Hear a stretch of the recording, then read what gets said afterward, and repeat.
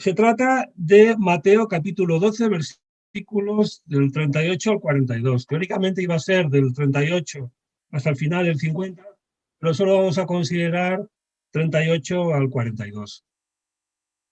Este pasaje que tenemos delante se encuadra dentro de uno de los muchos debates que ha tenido Jesús con la clase dirigente de su época. A veces los fariseos, a veces los escribas y los fariseos,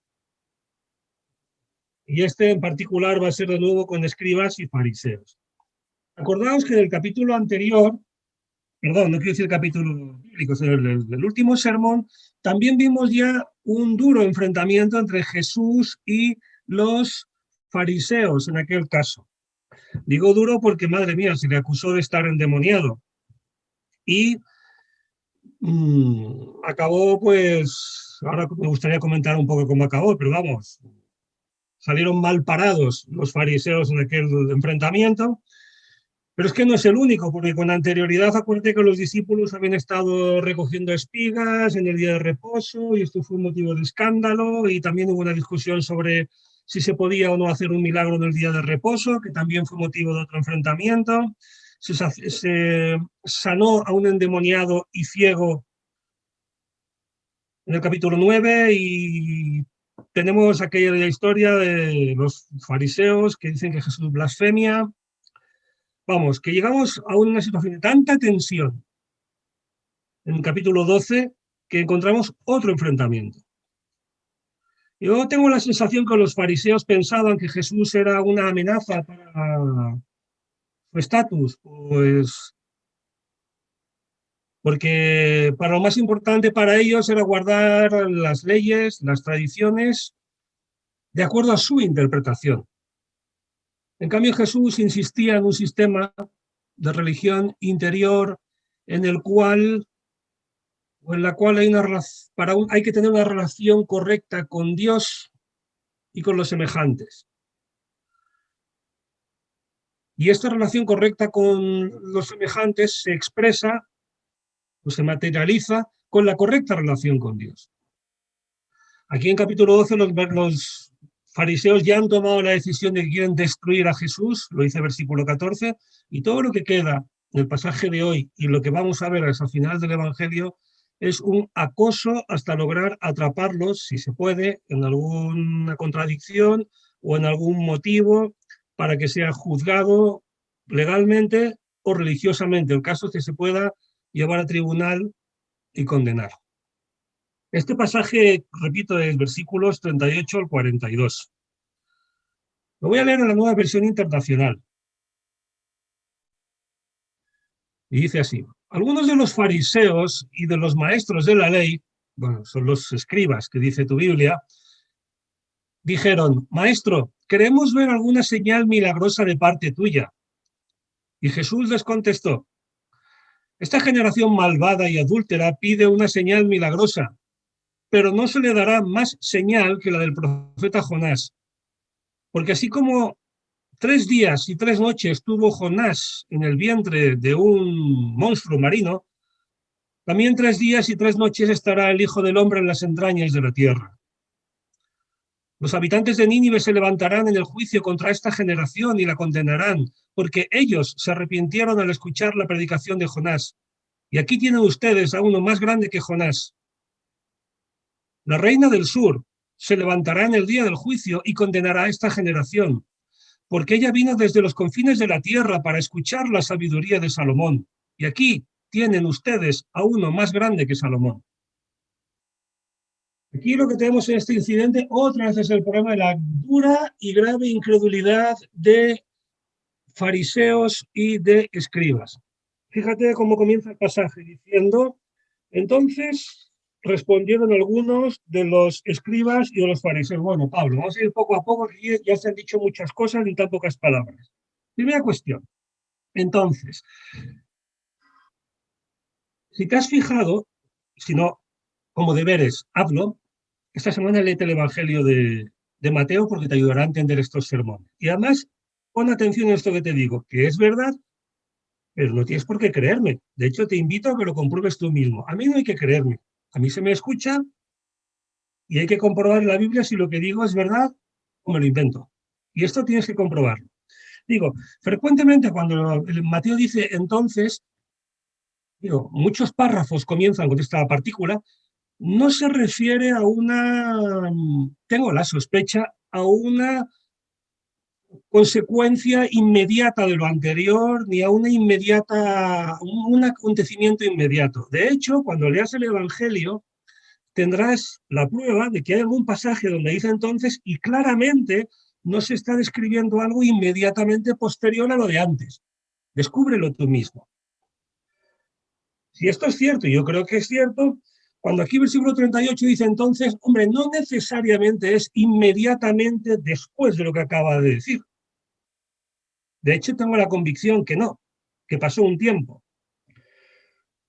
Por dos motivos. Primero, porque ellos respondieron, algunos de los escribas y de los fariseos. Claro, en la escena anterior que vimos en el último sermón, en el versículo 22, no había, o no nos consta que estuvieran presentes los fariseos. Perdón, los escribas, solamente estaban presentes los fariseos.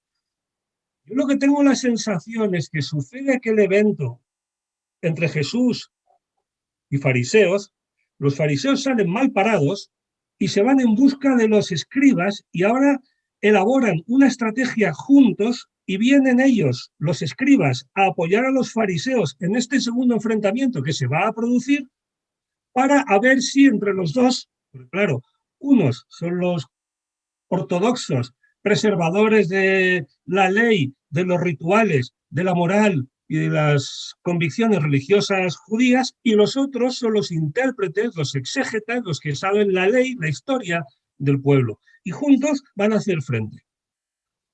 Entonces le dicen, maestro, deseamos ver de ti señal. Qué cara más dura. Pero antes quiero decir algo más. En el debate anterior, que es el que se menciona el asunto de la blasfemia del Espíritu Santo en Mateo 12, 22 a 37, me parece un debate de una brillantez extrema. Allí nuestro Señor debate contra los fariseos y no utiliza argumentos teológicos ni bíblicos, sino argumentos lógicos, racionales o dialécticos, lo cual es todavía mucho más potente que los argumentos teológicos. Y eso me gusta decirlo porque creo que es digno de ser tenido en cuenta y demuestra una elocuencia y un conocimiento de nuestro Señor extremo. Y me voy a explicar para no escandalizar a nadie. Si tú utilizas argumentos bíblicos, estos solo son exhibibles delante de personas o ante personas las cuales reconocen la Biblia como revelación divina.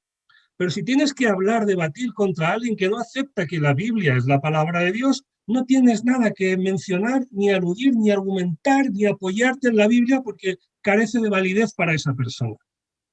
Pero si tú debates con alguien utilizando argumentos lógicos y racionales, como este es el caso de la historia de la semana pasada, como son más elementales, porque no se apoyan en ninguna creencia ni ningún conocimiento previo de la persona contra la cual debates, son todavía más contundentes y poderosos. Al contrario que los argumentos teológicos, tú puedes utilizar un argumento lógico contra un nacido de nuevo o un no nacido de nuevo. Y la defensa de Jesús, madre mía, es formidable. Fíjate lo que hace. Lo que hace es que hace una suposición. ¿Con lógica? Dice, en otras palabras, supongamos que yo expulso a los demonios de las personas por el poder del diablo. Claro, todo el mundo sabe allí que las personas por sí mismas no pueden expulsar a los demonios porque no tienen poder. Entonces, si eso sucede es por el poder de Dios o por el poder del diablo. Jesús supone que lo hace por el poder del diablo. Y entonces llega a una contradicción. Esto es maravilloso, me encanta, vamos. Y demostrando que eso es imposible por la contradicción que genera, la única opción que queda es la segunda. Es decir, que lo hace por el poder de Dios. Y además acusa a sus hijos, o sea, a su cultura y su entorno, de que justamente están haciendo aquello que a él le acusan. Claro, por eso salieron mal parados y por eso ahora vuelven con los fariseos. Perdón, con los escribas. ¿Comenzamos? Vale. El debate, ¿aquí cuál es? Pues el de siempre. ¿Con qué autoridad, Jesús, haces lo que haces? Danos una prueba de demostración de tu autoridad. Haz un gesto, algo sobrenatural, para que sepamos y podamos creer que tú eres quien dices ser y inequívocamente podamos reconocerte como el enviado de Dios. Esta es la cuestión. Claro, de fondo, ¿qué es lo que está pasando? Pues que escribas y fariseos se erigen a sí mismos en tribunal religioso y por eso se atreven a pedir esta señal que demuestre la autoridad delante de ellos. Al final son los jueces de Jesús. Y sutilmente, fíjate que astutos, llaman a Jesús maestro, porque todo el mundo había visto las obras de Jesús, todo el mundo le había visto enseñar, todo el mundo le había visto expulsar demonios, sanar enfermos, todo el mundo sabía que hacía señales que no son humanas. Todo el mundo reconocía, o casi todo el mundo, o muchas personas, y ya lo hemos visto en este evangelio, que él hacía obras sobrenaturales, desde luego, y provenientes de Dios. Pero el estatus religioso, por el contrario, sintiéndose amenazado, se obstina en acusar que vienen del diablo o que otras cosas que hemos oído en el pasado. Pero fíjate que decirle maestro es un reconocimiento y aparentemente la petición es razonable, pero eso es una falsedad tramposa. Deseamos ver de ti señal, es lo que le piden. Vamos, que los milagros que hemos visto hacer hasta ahora, todo lo que te hemos oído decir, el exorcismo que acabas de hacer recientemente, que está al principio de este capítulo, no nos es suficiente. Necesitamos un milagro prodigioso, contundente, espectacular, que nos demuestre que verdaderamente viene de parte de Dios. Mirad qué sucia intención oculta esta aparente cortesía.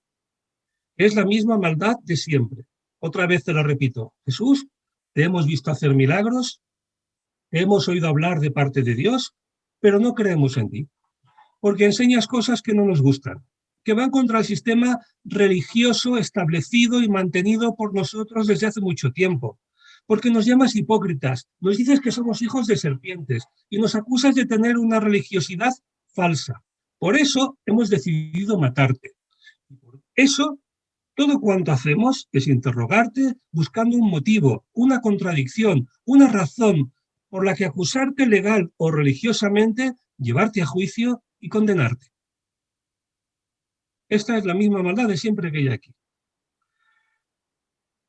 Observa que Jesús responde, pero la respuesta de Jesús no es la que ellos esperan oír. Jesús no se deja engañar por la trampa de los escribas y fariseos, y por eso tiene una respuesta muy dura para ellos, en la cual contesta no solamente a los escribas, fariseos, entiendo yo, allí presentes, sino a sus seguidores, incluso por extensión a las personas en nuestro entorno, hoy, 2000 años después, que tienen esta aparente pulcritud pidiendo o esperando de Jesús o del cristianismo, de la revelación de Dios, una prueba última para no tener que utilizar su fe, como ahora comentaré más adelante.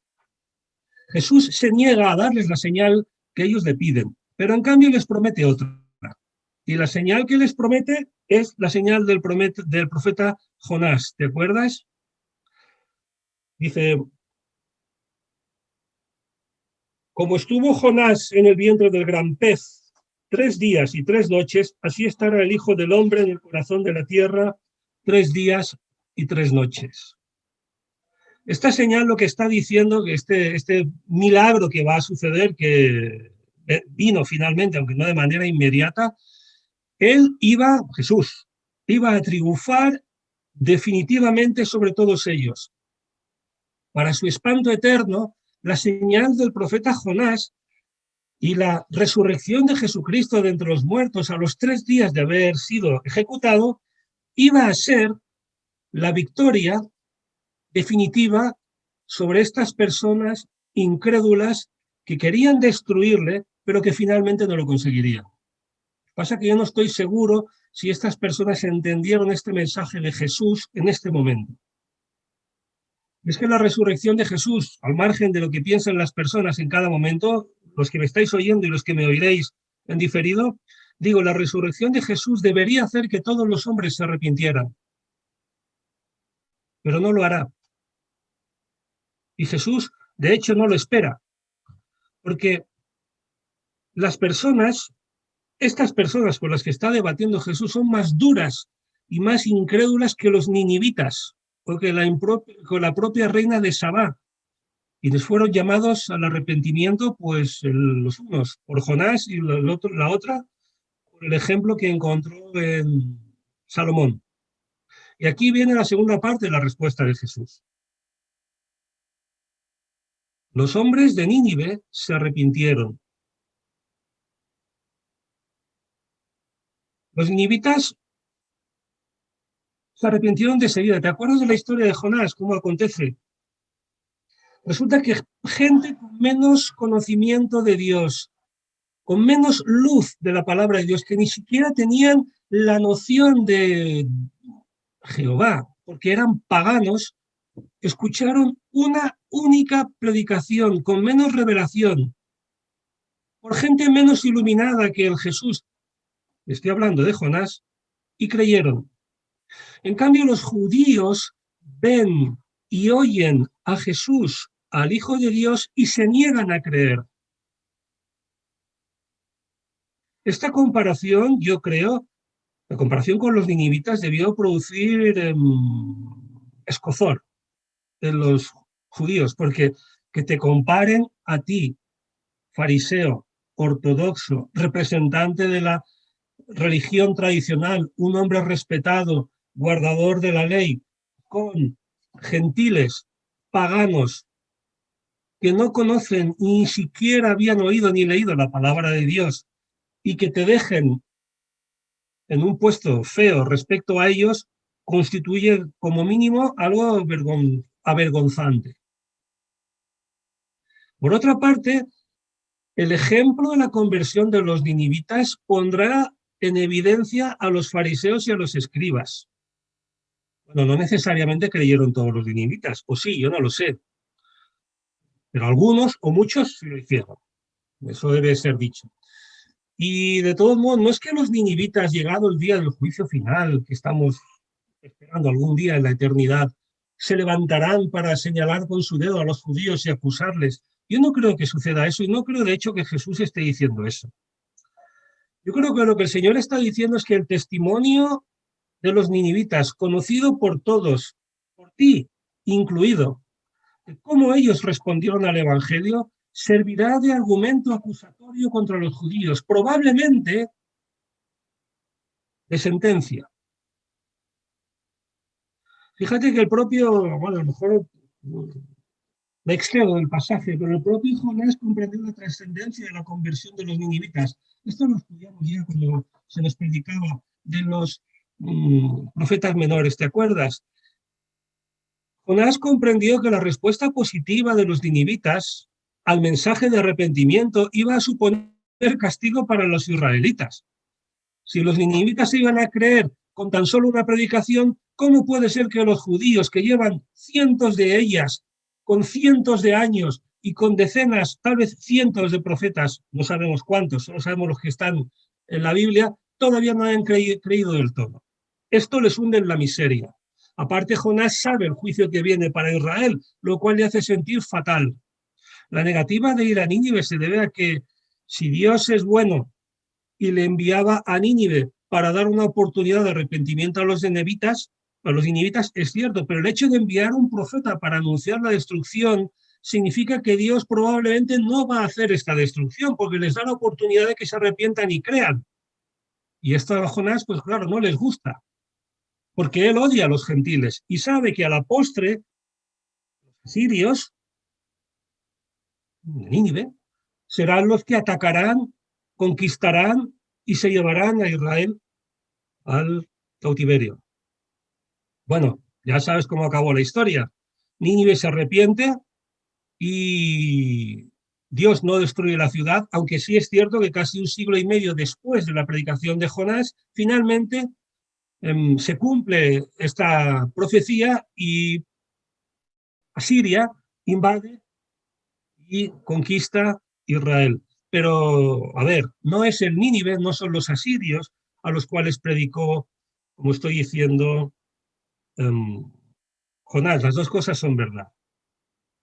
Fíjate que en una predicación que yo mismo hice se nos decía que en el día del juicio será más tolerable la condenación contra Tiro y Sidón que contra Corazín y Betsaida, ¿te acuerdas? Pero aquí es distinto. No es que será más tolerable el juicio contra los ninivitas, no, no. Es que ellos condenarán a esta generación incrédula.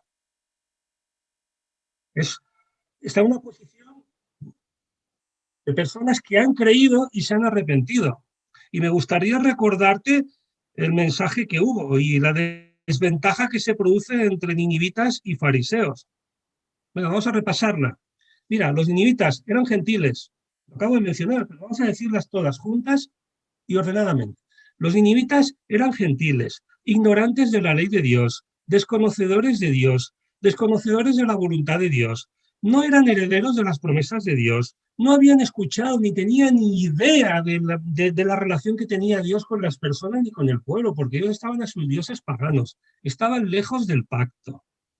No tenían tradición familiar de conocimiento de la palabra de Dios, ni haber oído de la Torá, ni de los profetas.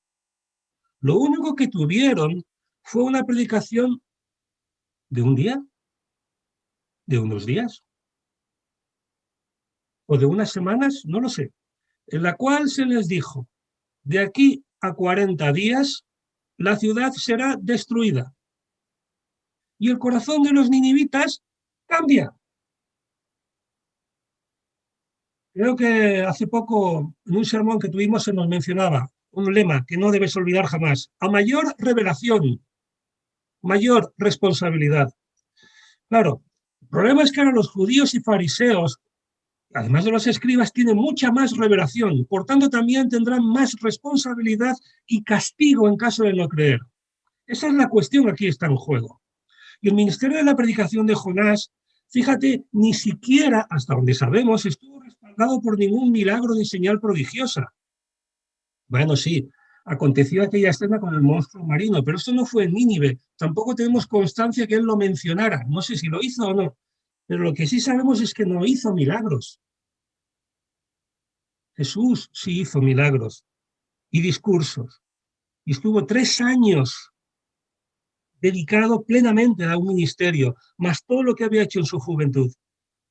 Los ninivitas creyeron a un simple hombre que era Jonás.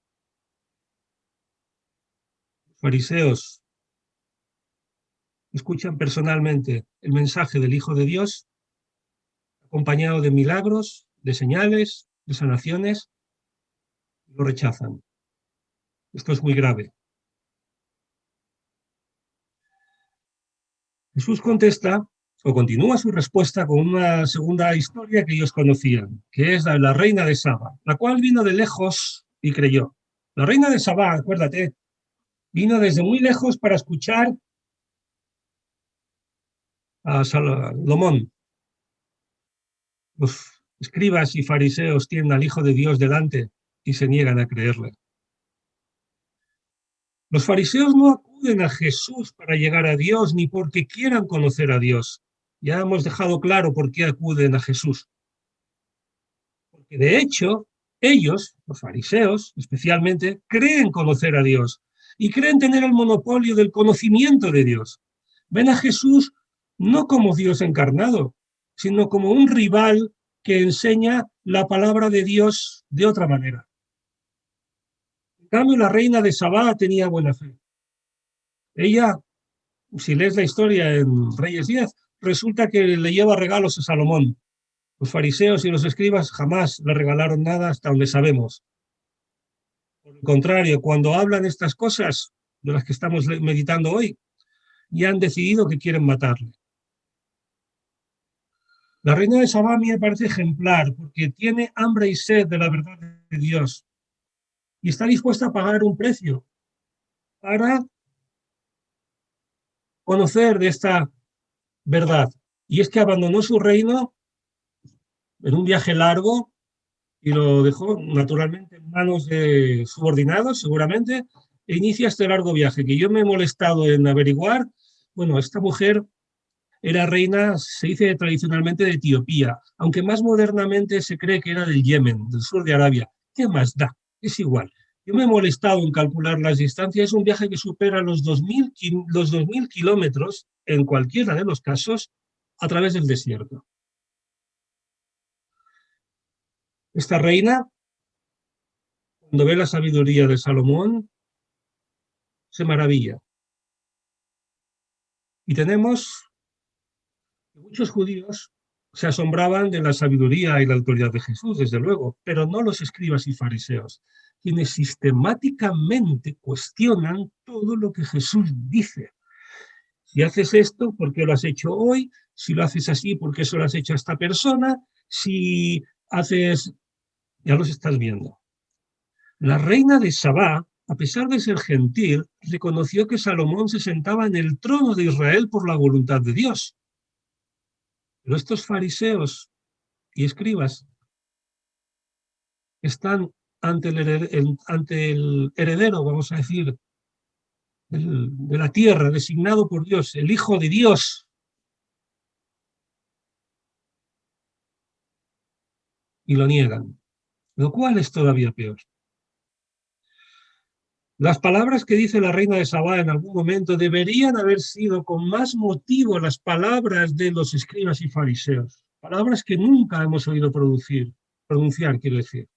Se encuentran en Reyes 10:9 y dicen algo como que Jehová tu Dios sea bendito, que se agradó de ti para ponerte en el trono de Israel, porque Jehová ha amado siempre a Israel, te ha puesto por rey para que hagas derecho y justicia. Por eso me atrevo a decir que a través de Salomón, la reina de Sabá, de algún modo llegó a conocer a Dios. ¿Y cómo concluyo esta sección? Pues voy a parafrasear unas palabras de Jesús. Dijo en alguna ocasión, si yo no hubiera venido, ni les hubiera hablado, no serían culpables de pecado. Pero ahora no tienen excusa por su pecado. El que me aborrece a mí, también aborrece a mi Padre. Si yo no hubiera hecho entre ellos las obras que ningún otro antes ha realizado, no serían culpables de pecado. Pero ahora las han visto. Y sin embargo, a mí y a mi Padre nos han aborrecido. Eso está en Juan 15, 21, 24. Bueno, sí, predicador. ¿Y a mí qué me cuentas con todo esto? Porque hasta ahora lo único que has hecho ha sido explicar lo que sucedió en el pasado, y a mí, hoy, en el siglo XXI, ¿qué? Pues mira, toma nota porque de aplicaciones hay como 14, pero no las voy a decir todas porque no caben ya en el tiempo de que dispongo. La primera, evita el ritualismo religioso. Lo he dicho al principio. La verdadera religión es una realidad interior de correcta relación con Dios que nos lleva a tener una correcta relación con los demás. Lo demás es ritualismo, carente de contenido y valor. Ese fue el problema de los fariseos, que valoraban más las formas que los contenidos. Y te propongo a ti como primera aplicación de esta reflexión que examines para comprobar que este no es tu caso, que evitas siempre el ritualismo, que las verdades contenidas son más importantes que las formas. En segundo lugar, evita el escepticismo. Bueno, antes de eso, perdón, el escepticismo sí, es bueno. Digamos que es bueno porque nos protege de los engañadores. Mira, un escepticismo es una manera de decir personas cautelosas que no se aceptan cualquier doctrina ni a cualquier persona de buenas a primeras sin hacer una serie de comprobaciones porque son cuidadosas, ¿vale? Eso más o menos quiere decir me parece escepticismo. Mira, un escepticismo bien llevado nos protege contra los mentirosos de este mundo y de las iglesias. Fantastic, porque eso es bueno. Pero ojo, porque hay más mentirosos espirituales entre nosotros que fuera de vosotros. Esto es de sentido común. Porque las iglesias es un buen lugar para difundir mentiras. Porque la gente que tiende a creer está en las iglesias. Si tú quieres mentir y engañar doctrinal teológicamente a las personas, no vas a ir a un campo de fútbol, no vas a ir a un club de ateos ni a un club de jazz. Vas a ir a una iglesia que es donde está esta gente. Y alguno tal vez lo enredes. Como siempre digo, con frecuencia el mayor peligro no está fuera de la iglesia, fuera de la obra de Dios, sino que procede siempre de dentro de ella y hay que tener cuidado, porque el escepticismo nos protege de los engañadores, pero claro, nos protege si lo utilizamos. Si no utilizamos el escepticismo, pues estamos desarmados. Cuidado, porque el escepticismo también puede ser malo. Y es malo cuando lo utilizamos como pretexto para no creer nunca, que es justo lo que está pasando aquí, ¿te has dado cuenta? Esa actitud demuestra que en realidad no se está buscando la verdad, sino que este escepticismo que continuamente objeta, niega y frena un argumento, se usa en realidad como pretexto para evitar la propia verdad y no afrontarla. Por eso, concluyo, creo que es bueno ser un poco escéptico, tener cierto escepticismo, pero ten cuidado con el escepticismo porque a veces oculta el rechazo o la incredulidad o incluso puede derivar en ellos. Mira, otra aplicación que te hago. Una y otra vez a lo largo de la historia, los líderes de la religión, digamos, oficial, se erigen en jueces que determinan quién habla o no en nombre de Dios. Son personas que lo único que pretenden es mantener su estatus. Se erigen en jueces, líderes, que determinan, insisto, quién habla o no en nombre de Dios, porque de ese modo en realidad lo que defienden son sus intereses sociales y su posición religiosa en medio de los demás. El problema es que Jesús iba por libre. Por eso no es aceptado por los escribas y fariseos. Cuidado, Jesús no siempre fue por libre.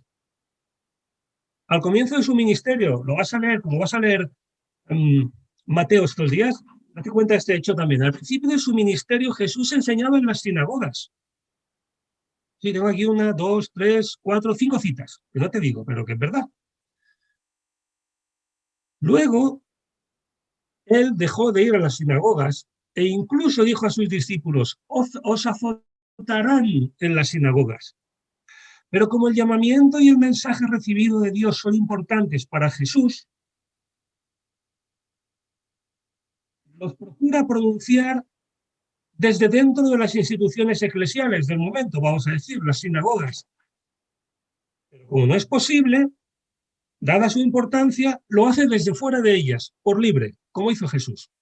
Y a mí esto me parece admirable y te lo pongo como reto personal.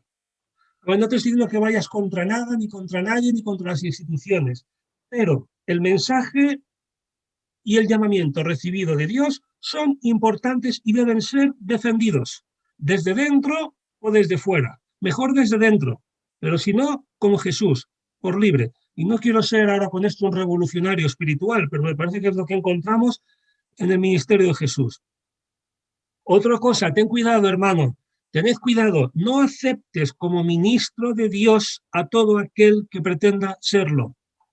Necesitamos señales, pruebas, evidencias de la genuinidad de las personas que pretenden servirnos. Por eso hay que probar a las personas. Y estas pruebas de la genuinidad podemos obtenerlas. Yo lo aprendí la semana pasada al final del pasaje, porque por tus palabras serás justificado y por tus palabras serás condenado. Y habla del fruto que las personas producen, versículos 34 a 37. El domingo pasado lo vimos. Es posible